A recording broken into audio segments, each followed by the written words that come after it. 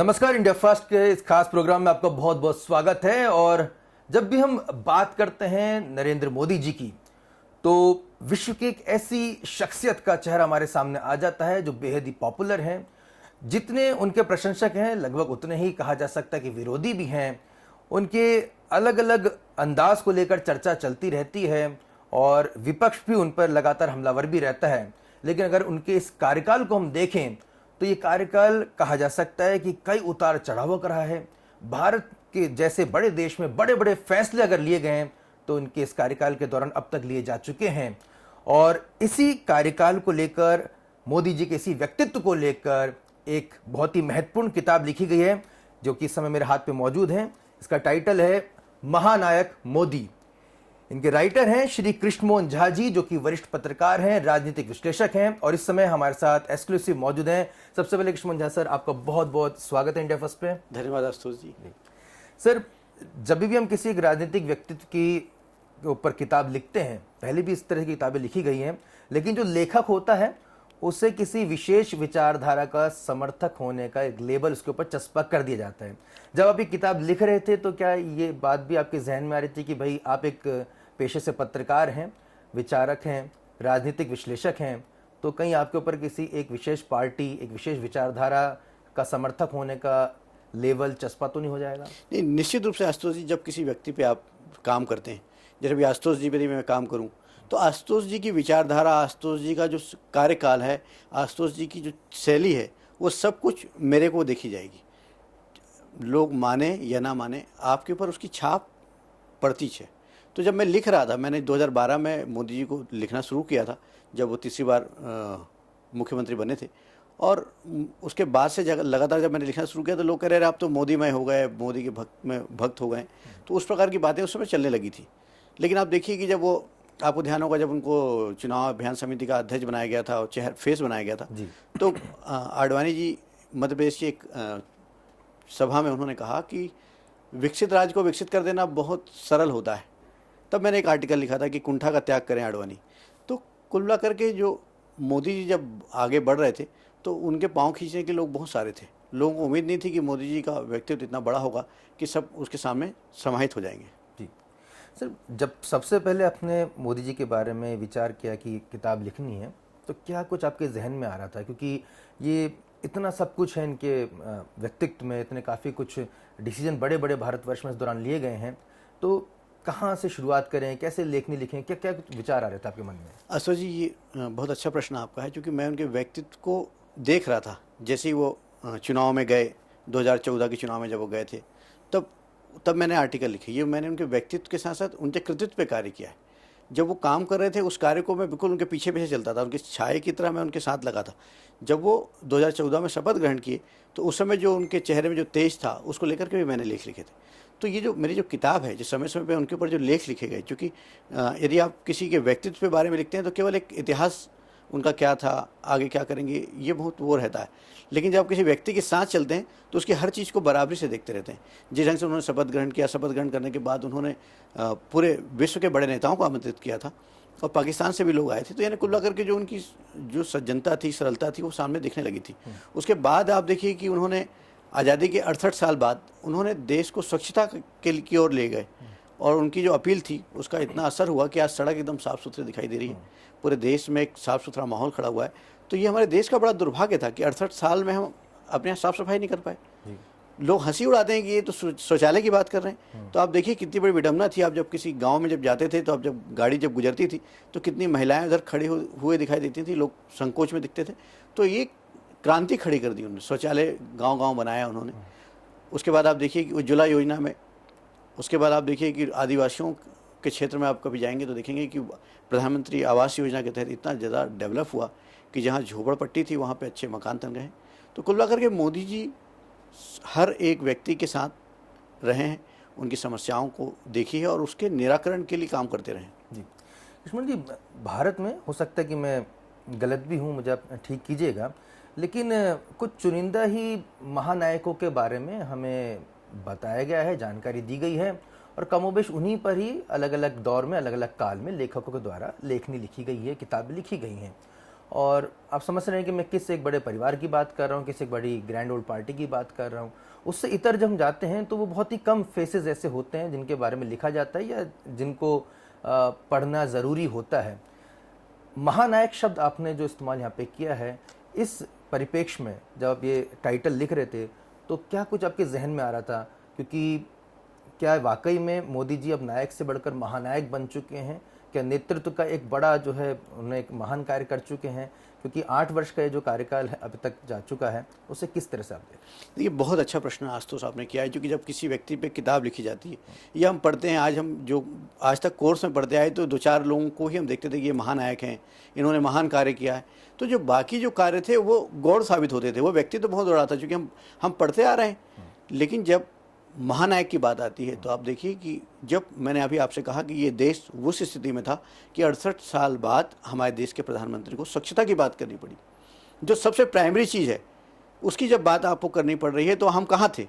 तो यदि उस व्यक्ति ने उससे उठा करके आपको विश्व के मानचित्र पे ला करके रख दिया, विश्व में अपने आप को एक बड़े नेता के रूप में खड़ा कर दिया, तो कहीं ना कहीं आप उसकी काबिलियत का अंदाज लगा सकते हैं। जब देखते हैं कि जब वो विदेशों में जब जाते थे तो वहाँ के जब राष्ट्रपति हैं, लोगों ने बड़े शान से कहा कि मोदी इज़ माय फ्रेंड, तो आप इस बात का अंदाज लगाइए कि जब आपके प्रधानमंत्री की जब तारीफ होती है तो भारत का जो 130 करोड़ की जनता है वो कितनी गौरवान्वित महसूस करती है। खासतौर पे युवा वो देखता, हमने आज तक अभी तक जो चेहरा देखा था वो किस ढंग के प्रधानमंत्रियों का था।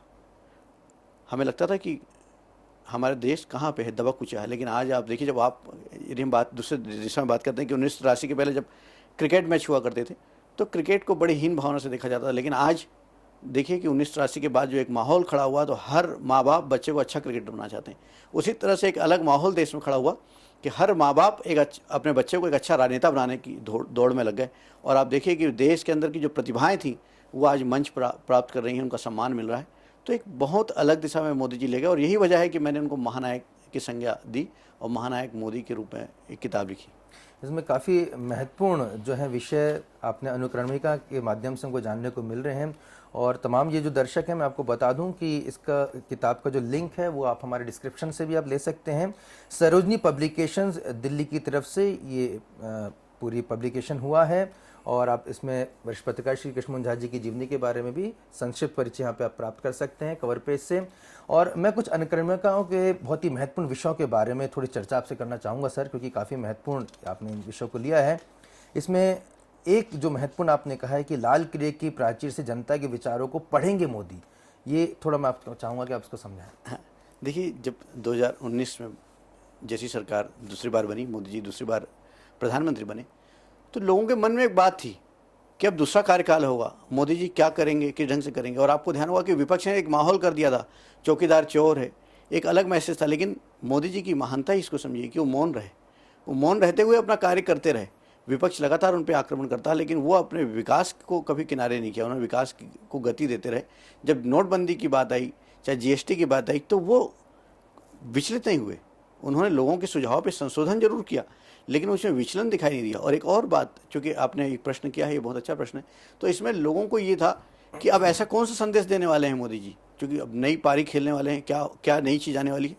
तो लेकिन उन्होंने ये बात कह दी थी, जब 2019 का जो उनका भाषण था लाल किले से उन्होंने जो कहा था, तो उन्होंने संकेत दे दिए थे कि जो अधूरे कार्य और हैं उसको वो बहुत द्रुत गति से तेज़ी से काम करेंगे। और उसका ही परिणाम आपने देखा कि ट्रिपल तलाक हो, चाहे अनुच्छेद 370 हो, CAA जैसी बात हो, जो सुसाइडल अटेम्प्ट माने जाते हैं राजनीति में, कभी कोई कल्पना ही नहीं करता था कि ये सब कभी हो सकता है, सपने में लोग सोचते थे, उसको मोदी ने सिद्ध कर दिया है। बिल्कुल। इसमें एक बहुत ही महत्वपूर्ण एक जो टाइटल है वो मुझे बहुत यहाँ पर आकर्षित कर रहा है, वो है मुस्लिम बहनों को मोदी ने दिया राखी का तोहफा। ये पेज नंबर 48 से आपने इसको शुरू किया है। मैं जानना चाहूँगा सर, आपने बहुत ही कहा जा सकता है कि बहनों में थोड़े कैटेगराइजेशन किया है, मुस्लिम बहनों को मोदी ने दिया राखी का तोहफा, इसे थोड़ा समझाएं। देखिए, क्या हुआ कि जब ट्रिपल तलाक आया, ट्रिपल तलाक जैसे आया तो वो राखी पर पड़ रही थी, तो वो एक मैसेज गया मुस्लिम बहनों, क्योंकि आपको ध्यान होगा कि बहुत सारी बहनें आई थी और उन्होंने राखी बांधी थी। तो लोगों ने जो बांधी थी महिलाएं, और उन्होंने कहा कि हम बरसों की जो दास्ता से मुक्त हुए हैं, जो गुलामी थी बरसों की, ट्रिपल तलाक के माध्यम से कोई भी तलाक दे देता, 3 बार तलाक बोल करके मुक्त हो जाता था। तो इससे उनमें एक आत्मविश्वास बढ़ा और वो महिलाओं ने उनको धन्यवाद दिया। और जब रक्षाबंधन के दिन वो जब गई थी तो उनका उत्साह देखने में बनता था वहाँ पे। और मैं अक्सर उनकी जो रैलियां होती हैं तो मुस्लिम बहनें जो हैं वहाँ पे दिखाई देती हैं। ये भी हैरान करने वाली बात है क्योंकि उनके ऊपर कहा जा सकता है कि हिंदू हृदय सम्राट का जो है तमगा लगा हुआ है। पाकिस्तान को लेकर भी आपने सर इसमें अलग अलग बार इसमें कहा है, उसमें लिखा है। एक टाइटल बहुत ही यहाँ पर एक कहा जा सकता है कि एक गौरव देता है, सावधान पाकिस्तान, मोदी है तो मुमकिन है तीसरी स्ट्राइक। ये थोड़ा समझाइए सर, तीसरी स्ट्राइक। देखिए, जिस ढंग से आपने देखा कि मोदी जी ने जिस ढंग से पाकिस्तान को चेतावनी दी, कोई कल्पना नहीं कर रहा था। 14 फरवरी का जो दिन था उसमें दिल्ली में थे जब एक घटना घटी, तो जो सेना का उत्साह आप देखिए, आप सेना के जवानों के बीच में जाना आपने कब देखा? किस प्रधानमंत्री को देखा कि वो सेना के साथ चले गए, सेना के साथ जाकर के वो दिवाली का पर्व मना रहे हैं? तो ये जो चीज़ें हैं तो हर बार दीपावली वो सेना के बीच मनाते हैं। तो ये आप इस बात को देखिए कि वो किस ढंग से उनके मनोबल को बढ़ाने के लिए वहाँ पहुँच जा रहे हैं। तो कहीं ना कहीं पाकिस्तान के लिए बहुत बड़ी चेतावनी थी। और आप देखिए, पाकिस्तान इसलिए डरा सहमा हुआ था, बैकफुट पे चला गया था और आज कहीं ना कहीं बिल्कुल हाशिए में पड़ा हुआ है, उसको सहायता मांग रहा है। पाकिस्तान के जब तत्कालीन प्रधानमंत्री थे इमरान खान, उन्होंने मोदी को बहुत कसीदे गढ़े उनकी, उन्होंने उनका कहा कि उन्होंने एक तो इतिहास रच दिया है। तो कहीं ना कहीं जो मोदी का प्रभाव है उससे आदमी डरा भी है और उसके सम्मान भी कर रहा है। इस समय जब आपको इंटरव्यू ले रहा हूं तो देश में ज्ञानवापी को लेकर बड़ी बहस छिड़ी है और मोदी जी से संबंधित मैं आपसे एक सवाल इस विषय में पूछना चाहूँगा सर, क्योंकि आपने उनको बहुत ही क्लोजली वॉच किया है, उनके व्यक्तित्व को, उनके कृतित्व को बहुत आपने लेखनी भी लिखा है। मैं दर्शकों को ये भी बता दूं कि ये पहली पुस्तक नहीं है जो कि मोदी जी पे लिखी गई है कृष्ण मुंजा जी के द्वारा। इससे पहले यशस्वी मोदी के नाम से भी उन्होंने एक किताब लिखी है जो कि साल 2015 में प्रकाशित हो चुकी है। इसका लिंक भी हम आपको अपने डिस्क्रिप्शन बॉक्स में दे रहे हैं, आप उसे भी आप पढ़ सकते हैं, उसे देख सकते हैं। लिहाजा बड़े ही मुफीद व्यक्ति हैं मोदी जी को लेकर, जिस समय मेरे साथ उपस्थित हैं, मौजूद हैं कृष्ण मुंजा जी। ज्ञानव्यापी को लेकर जिस तरह से सर संघर्ष चला, मेरा सवाल थोड़ा सा अलग है।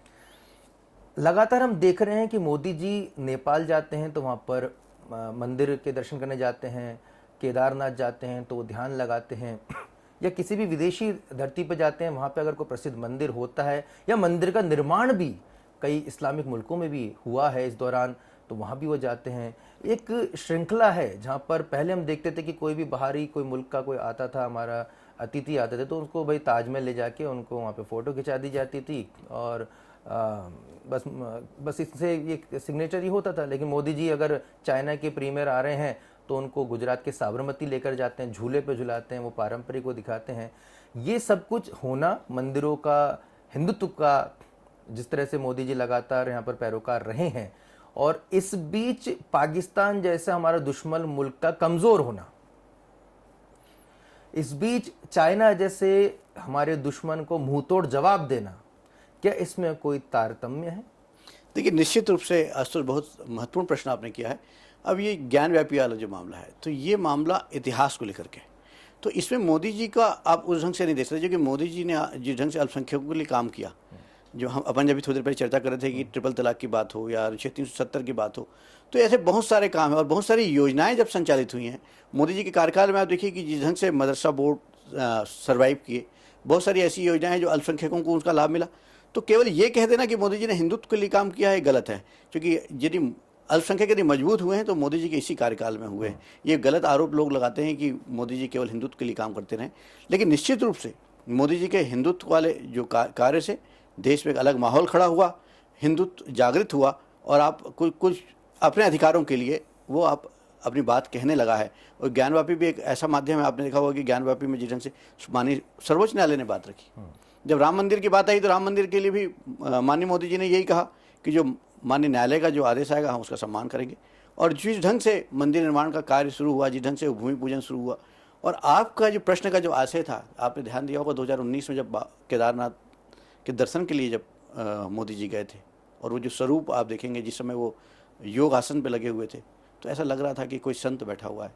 और मोदी जी के जीवन में निश्चित रूप से एक स्पेशल प्रज्ञा काम कर रही है और वो उसको जागृत करती रहती समय समय पर। और मोदी जी हमेशा, चाहे वो नेपाल जाते हों, चाहे वो बनारस जाते हों, जब भी जाते हों तो वो अलग समय, थोड़ा समय विशेष रूप से निकाल करके अपनी आराधना करते हैं, पूजा करते हैं। तो वही उनकी शक्ति है और यही वजह है कि आज 8 साल हम पूरा करने जा रहे हैं, 8 साल का कार्यकाल मोदी जी का पूरा हो रहा है और उन पे एक भी आरोप नहीं लग पाए हैं। और उनके तो छोड़ दीजिए, उनके साथ ही जो मंत्रीगण हैं उनके ऊपर भी एक आरोप नहीं लग पा रहे हैं। तो ये बहुत बड़ा जो आशीर्वाद है। और लोग तो यहाँ तक कहते हैं कि ये अवतारी पुरुष हैं। बहुत सारे संतों से जब मेरी मुलाकात हुई, बहुत चर्चा हुई, क्योंकि मोदी जी की जब मैं काम कर रहा था तो बहुत सारे संतों से भी मैंने हर वर्ग के लोगों से बात की, तो बहुत सारे संतों का भी यही कहना है कि मोदी जी एक अवतारी पुरुष हैं, उनको भगवान ने ही भेजा है राष्ट्र के विकास के लिए। तो मुझे लगता है कि वो महानायक की जो भूमिका है उनकी, उसका निर्वहन कर रहे हैं और भारत को प्रगति के पथ पर ले जा रहे हैं। जब आपने संतों का जिक्र किया है तो संत का जो कहीं ना कहीं तालमेल जो होता है वो भक्ति से होता है और भक्ति का एक स्वरूप हम संगीत के माध्यम से भी महसूस करते हैं। दर्शकों, कृष्ण मुंजा जी ने न केवल किताब लिखी है बल्कि मोदी जी के पर एक गाना भी लिखा है, बाकायदा उस गाने की रिकॉर्डिंग हुई है और बाकायदा उस गाने में संगीत बद्ध भी किया गया है। शायद अमित त्रिवेदी जी ने इस पूरे गाने को गाया है, अपने स्वर से सजाया है। मैं छोटी सी क्लिप आपको सुना देता हूं और इसका पूरा जो लिंक है आपको डिस्क्रिप्शन बॉक्स में भी आपको मिल जाएगा। आप जरा सुनिए। कठिन है मेरी पर बुलंद है हौसले, माना राह कठिन है मेरी पर बुलंद है हौसले, सपना नहीं हकीकत में कुछ कर दिखला। जी हाँ, तो ये पूरा का पूरा जो गाना है वो कृष्ण मुंजा जी ने लिखा है मोदी जी पर। मुझे तो लग रहा है सर, ये जो भक्ति है कि आपको वाकई में जो मोदी जी के विरोधी हैं आपको भक्त की संज्ञा से नवाज चुके होंगे अब तक। देखिए, भक्त होना, आज आप भी भक्त हैं आशुतोष जी। जब आप किसी व्यक्ति के बारे में, जब उसके अच्छे कार्य, क्योंकि पत्रकार समाज में एक आईना की भूमिका निभाता है। जो अच्छा चल रहा है वो हम दिखाते हैं और उसको प्रोत्साहित करना हमारा काम है। पत्रकारिता ये नहीं है कि खाली क्रिटिसाइज़ करना, उसके अच्छे कार्यों को समाज को दिखाना और समाज को इस बात से अवगत करना कि उसको उसका एप्रिसिएशन भी समय समय पर उस व्यक्ति को मिलता रहे। ये पत्रकारिता है। तो उस पत्रकारिता के पार्ट का निर्वहन जब भी हम करेंगे तो हमारे ऊपर भक्त का और उनके चम्मच होने का आरोप लगता रहेगा। लेकिन पत्रकार कभी भी इस बात से विचलित नहीं होता है कि उस पर क्या आरोप लग रहे हैं। लेकिन आप अपने कार्य के प्रति, मैं यदि मौका मिलेगा तो एक किताब मैं मोदी जी पे और लिखूंगा। मैं निश्चित रूप से आज आपके इस माध्यम से कह रहा हूँ कि यदि मेरे को लगता है कि एक अवसर और मिलेगा उनके कार्यों में, क्योंकि अभी ये 2019 तक की किताबें थी जो मैंने जो लिखी है। अब 2019 के बाद जो उन्होंने महत्वपूर्ण निर्णय लिए हैं और आगे जो उनकी तैयारी चल रही है उस पर भी मैं एक किताब जरूर लिखूंगा। तो मेरे को लगता है कि मोदी जी पे काम करने की बहुत आवश्यकता भी है। बहुत सारे लोग कार्य कर रहे हैं। आज सैकड़ों किताबें मोदी जी पे आ चुकी है। तो ये मोदी जी का व्यक्तित्व है कि हर कोई उनसे आकर्षित है। उनका कृतित्व है, उनके कार्य जिस ढंग से समाज के लिए हैं, केवल 24 घंटों में से 18 घंटे वो राष्ट्र को दे रहे हैं। तो ये बहुत बड़ी बात है कि एक व्यक्ति इतना समय राष्ट्र के लिए सोच रहा है। आप देखिए कि महिलाओं की बात हो, आदिवासियों की बात हो, एससी की बात हो, चाहे वो अल्पसंख्यक भाइयों की बात हो, हिंदुत्व की बात हो, समाज का ऐसा कोई तबका बाकी नहीं जिसके बारे में उन्होंने विचार नहीं किया हो। लगातार कार्य कर रहे हैं। आज उन्होंने जो नया स्किल डेवलपमेंट शुरू किया है, one India one health system की बात की है, वन इंडिया वन इलेक्शन की बात की है, तो कहीं ना कहीं उन्होंने एक पूरा भारत को जोड़ने का प्रयास किया है, एक सिस्टम पे लाने का प्रयास किया है। और जो डिजिटलाइजेशन किया हुआ है कि आज हम उनको यहाँ बैठे हुए लाइव सुन सकते हैं, लाइव बात कर सकते हैं। आज हमारी बातों को लोग अमेरिका में सुन रहे हैं। तो कहीं ना कहीं जो डिजिटलाइजेशन के बारे में इतनी जानकारी तो हो सकता है कई भारतीय जनता पार्टी के प्रवक्ता भी नहीं रखते हो सर। कहीं आपके ऊपर ये भी कोई कह सकता है कि साहब अगली पारी के राजनीति के लिए आप तैयारी कर रहे हैं, भारतीय जनता पार्टी से चुनाव लड़ने की तैयारी है, कुछ इस तरह के भी आपसे सवाल पूछे जाते रहे? देखिए, आदमी की महत्वाकांक्षाएं तो बहुत होती हैं, लेकिन आप जब किसी के लिए काम करते हैं तो मैंने आपसे यही कहा ना कि आपको तो अपनी दिशा पे काम करना है, आपको अपने लक्ष्य की ओर चलना है। तो लक्ष्य के लिए चलते रहना चाहिए। और मेरे को लगता है कि जो अच्छा कार्य करे, क्योंकि पत्रकारिता का ये मूल सिद्धांत है कि व्यक्ति को प्रोत्साहित करना, उसको एक उचित प्लेटफॉर्म देना, ये हमारा दायित्व है। अब चूँकि मोदी जी इतने बड़े व्यक्ति हैं कि हम उनके लिए कार्य करना माने एक छोटा सा दीपक जलाने जैसा है सूर्य के सामने। तो लेकिन फिर भी एक छोटा दीपक भी होता है, वो अंधेरे को दूर करता है। तो कहीं ना कहीं ये रोशनी जो है समाज में काम आएगी। महानायक मोदी की जो मेरी किताब है, लोग बहुत अप्रिशिएट कर रहे हैं, बहुत चर्चा में रही है।